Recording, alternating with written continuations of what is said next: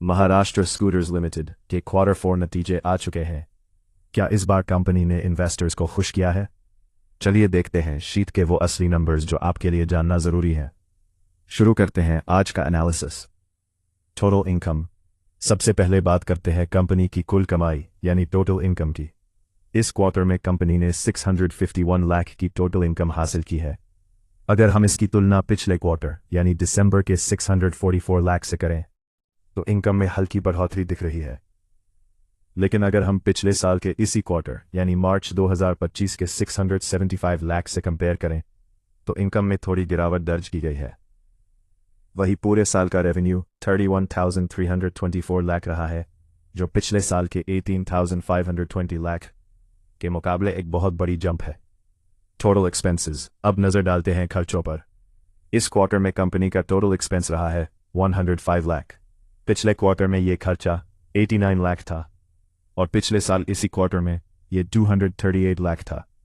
खर्चों में आई ये बड़ी कमी दिखाती है कि कंपनी ने अपने ऑपरेशनल कॉस्ट्स को इस साल काफ़ी बेहतर ढंग से मैनेज किया है। पूरे साल के खर्चे 348 लाख रहे हैं।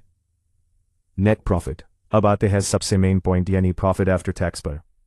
इस क्वार्टर में कंपनी ने 401 लाख का नेट प्रॉफिट कमाया है।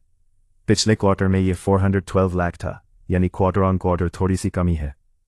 लेकिन अगर हम टोटल कॉम्प्रहेंसिव इनकम की बात करें तो इस बार कंपनी को 5,41,978 लाख का बड़ा लॉस नेगेटिव इनकम दिख रहा है। इसका मेन कारण इन्वेस्टमेंट की फेयर वैल्यू में बदलाव हो सकता है, जो पिछले साल इसी वक्त 4,15,726 लाख पॉजिटिव था। अर्निंग्स पर शेयर यानी EPS की बात करें तो इस क्वार्टर में ये 3.5 रहा है। पिछले क्वार्टर में ये 3.6 था और पिछले साल इसी क्वार्टर में ये 45.2 था। पर शेयर कमाई में आई ये गिरावट इन्वेस्टर्स के लिए एक चिंता का विषय हो सकती है। महाराष्ट्र स्कूटर्स के नतीजे मिक्स रहे हैं। जहां रेवेन्यू और प्रॉफिट स्टेबल दिख रहे हैं, वहीं कॉम्प्रिहेंसिव इनकम में बड़ा उतार चढ़ाव देखने को मिला है। आपको ये रिजल्ट्स कैसे लगे? कमेंट में अपनी राय ज़रूर दें और मार्केट की ऐसी ही सटीक जानकारी के लिए ठाकुर मार्केट एज को सब्सक्राइब करें।